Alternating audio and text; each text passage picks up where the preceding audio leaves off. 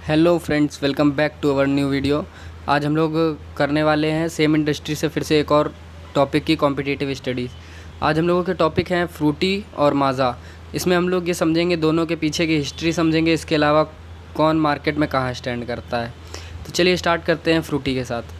Frooti जो कि एक मैंगो ड्रिंक है, प्योरली मैंगो बेस्ड ड्रिंक, जो कि पेरेंट कंपनी है पार्ले एग्रो की।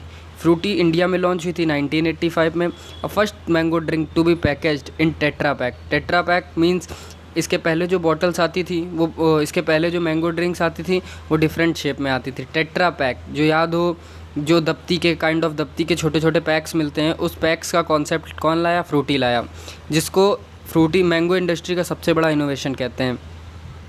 अब इन्होंने क्या स्ट्रेटजी लगाई इन्होंने क्या स्ट्रेटजी लगाई एक वाइडर्स ऑडियंस तक पहुंचने के लिए? Early years innovation. इन्होंने जैसे ही इनका प्रोडक्ट लॉन्च किया उसके बाद उसमें इनोवेशन करने लगे, पैकेजिंग स्टाइल्स में इनोवेशन, डिफरेंट तरीके से इनोवेट करने लगे चीज़ें।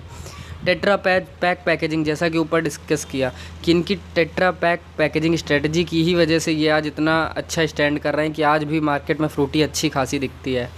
Mango Frooti fresh and juicy. अब इनकी टारगेटिंग क्या थी? इन्होंने 2000 से यंग एडल्ट्स को टारगेट करना चालू किया, यंग और एडल्ट्स को। जो पहले ये मार्केट करते थे वो बच्चों को मार्केट करते थे। इसके बाद 2000 के बाद से इन्होंने समझा कि जो हमारा बच्चों वाला सेगमेंट है वो कैप्चर हो चुका है ज़्यादातर, तो इन्होंने कैप्चर करना चालू किया यंग एडल्ट्स वाले सेक्शन को। अब इसके बाद इन्होंने जो टेट्रा पैक्स लॉन्च कर चुके थे, इसके बाद इन्होंने पेट बॉटल्स लॉन्च की। अब इनकी जो सबसे बड़ी, वो एक तरीके से कह सकते हैं कि ये सबसे बड़ा ट्रांजैक्शन इनका हुआ तब 2011 में, जब फ्रूटी वाइडर ऑडियंस तक पहुंचना चालू किया। कैसे वाइडर ऑडियंस तक पहुंचना चालू किया ये आप समझते हैं कि Frooti the brand with the companies like Digen Verma campaign in 2001 में फ्रूटी ने छोटी कंपनियों, दूसरी कंपनियों के साथ मर्जर चालू कर दिया, जैसे कि डाइजन वर्मा। काफ़ी लोग इसके बारे में जानते हैं, काफ़ी नहीं जानते। अगर आप लोग नहीं जानते तो कमेंट करिएगा, इसके बारे में एक सेपरेट वीडियो बनाएंगे। Marketing areas. अब इन्होंने किन किन एरियाज़ में मार्केटिंग की ये समझते हैं। फ्रूटी थी जब, तब यूट्यूब पे इन्होंने मार्केटिंग चालू की, इन्फ्लुएंसर मार्केटिंग इसको कहते हैं। इन्होंने इवेंट मार्केटिंग बहुत अच्छे से संभाली।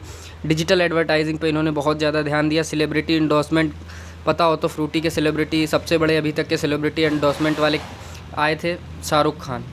अब इसके बाद इन्होंने जो अगली चीज़ों में ध्यान दिया, फिक्शनल कैरेक्टर, क्योंकि इनका जो सबसे पहला कंज्यूमर बेस था वो चाइल्ड्स थे, तो फिक्शनल कैरेक्टर पे भी बराबर ध्यान दिया। अट्रैक्टिव टैगलाइन और पैकेजिंग स्टाइल तो था ही इनका। डिस्ट्रीब्यूशन चैनल्स की अगर थोड़ा सा यहाँ पे डिस्कशन कर लें तो जो डिस्ट्रीब्यूशन चैनल था फ्रूटी का वो था traditional detailed outlet, same as सबकी तरीके इनका भी ट्रेडिशनल आउटलेट्स थे, क्योंकि जब तक दिखेंगे नहीं तब बिकेंगे कैसे। और उस टाइम पे जब अर्ली 20s में 2000s में इन्होंने अपना पीक अटेन किया, तो उसके बाद एक्सपेंड किया इन्होंने अपने डिस्ट्रीब्यूशन चैनल को। जैसे कि अभी तक ये केवल थे ट्रेडिशनल डिटेल्ड आउटलेट्स में, जनरल स्टोर्स में। इसके बाद इन्होंने एक्सपेंशन किया super markets and hyper markets में, मॉडर्न ट्रेड्स में, ऑनलाइन प्लेटफॉर्म में। अब फ्रूटी मार्केट में क्या है, सारी ड्रिंक मार्केट में जो मैंगो होते हैं वो लॉन्ग टर्म तक सस्टेन नहीं कर पाते, लेकिन इन्होंने ऐसे अच्छे क्वालिटी के प्रिजर्वेटिव्स यूज़ किए जिसकी वजह से इनकी सेल्फ़ लाइफ 2 से 3 महीने थी पहले, जो बढ़ करके 6 से 8 महीने हो गई। अब इसी के अदर साइड अगर हम लोग डिस्कस करें माज़ा, व्हाट अबाउट माज़ा। माज़ा भी एक इंडियन ओरिजिनेटेड कंपनी है जो 1970s में इस्टेब्लिश हुई थी, बट लॉन्च हुई 1976 में। इनके जो माज़ा है, इनका ब्रांड नेम ही काफ़ी ज़्यादा अट्रैक्टिव था एक टाइम पे, जिसका मीन्स होता है फन एंड मैंगो। इसके बाद माज़ा थी वो अपनी इमरजेंस के बाद सीधा उन्होंने पॉपुलैरिटी गेन करना चालू कर दिया, क्योंकि उस टाइम पे फ्रूटी भी आ रही थी धीरे धीरे। अभी माज़ा ही थी, फ्रूटी अभी आई नहीं थी लेकिन आ रही थी धीरे धीरे। फिर जब फ्रूटी आ चुकी मार्केट में 1985 में, तो माज़ा को समझ में आया कि अब ये कंपटीशन बढ़ गया है।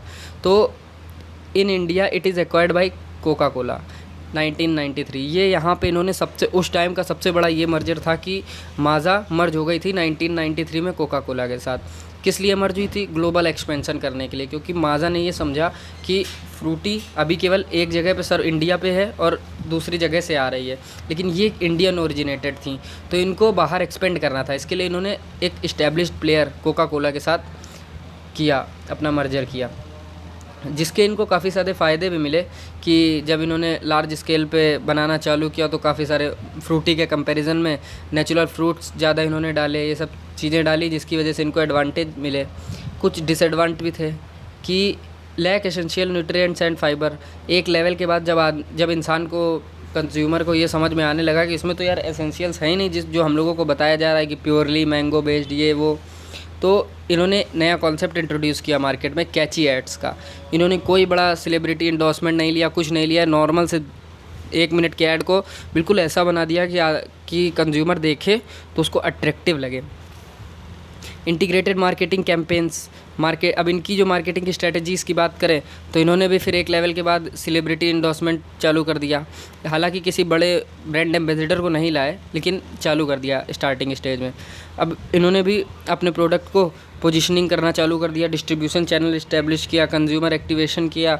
इन्होंने मार्केट सेगमेंटेशन बहुत अच्छे से कर लिया अपना कि इनको किसको क्या कितना बेचना है। अब इसके बाद प्रमोशंस एंड सेल्स की बात आती है। माज़ा ऐसी कंपनी थी जिन्होंने अपने प्रमोशंस एंड सेल्स के लिए उस टाइम पे सबसे बड़ा बजट निकाला, जो कि उस टाइम का one of the most highest budget था। अब जो मेन बात है कि दोनों ही सेम ड्रिंक है, दोनों कितना एरिया कैप्चर करती हैं, इसके बारे में एक छोटा सा टॉपिक ऑफ डिस्कशन कर लेते हैं। जो हम लोगों की मार्केट कैप्चर करती है फ्रूटी 26% करती है और माज़ा 40 to 48% करती है, जिसका one of the main reason है फर्स्ट मूवर एडवांटेज कि वो पहले आया था इसलिए वो अभी भी ज़्यादा बिक रहा है। दूसरा, डिस्ट्रीब्यूशन चैनल माज़ा का ज़्यादा अच्छा है एज़ कम्पेयर टू फ्रूटी। इसके बाद third, one of the most important, जो फ्रूटी है वो एक ट्रेडिशनल मेथड फॉलो करती है मार्केटिंग के लिए, और माज़ा कुछ ना कुछ ऐसे क्रेज़ी ट्रिक्स वगैरह ऐसा कुछ लॉन्च करती है। जैसे कैची एड्स का कॉन्सेप्ट बताया कि अभी तक क्या था, सारे ब्रांड्स उसको ला रहे थे आपस में एक दूसरे से भिड़ने के लिए कि हम इसको ले आएंगे, सेलिब्रिटी को उसको ले आएंगे। इन्होंने कम बजट में एक कैची एड्स बनाने चालू कर दिए। इंटीग्रेटेड, अब अगर इनमें इंग्रेडिएंट्स की बात करें, इंग्रेडिएंट्स की, तो थोड़ा सा डिस्कस कर लेते हैं। इंग्रेडिएंट्स दोनों में ऑलमोस्ट 99% सेम है, 1% इधर उधर है। उसके अलावा अल्फांजो, आपने देखा होगा कि माज़ा अपने आप को मोर एडवर्टाइज़ करता है अल्फांजो बेस्ड ड्रिंक के लिए। अल्फांजो क्या होता है? अल्फांजो एक तरीके के, जैसे अगर हिंदी में एक्सप्लेन करूँ तो दशहरी आम होते हैं, इस तरीके के वैरायटी ऑफ मैंगोज होते हैं। अल्फांजो एक पर्टिकुलर कैटेगरी होती है मैंगोज़ में जो कि थोड़े से ज़्यादा जूसी होते हैं।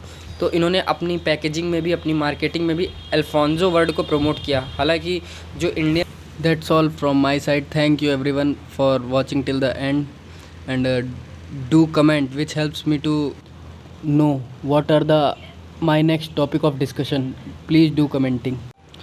लास्ट में मैं आप लोगों के लिए दोनों के इंग्रेडिएंट्स की फ़ोटो डाल देता हूँ, आप लोग खुद कंपेयर कर लीजिएगा कि किस में क्या डिफरेंस है।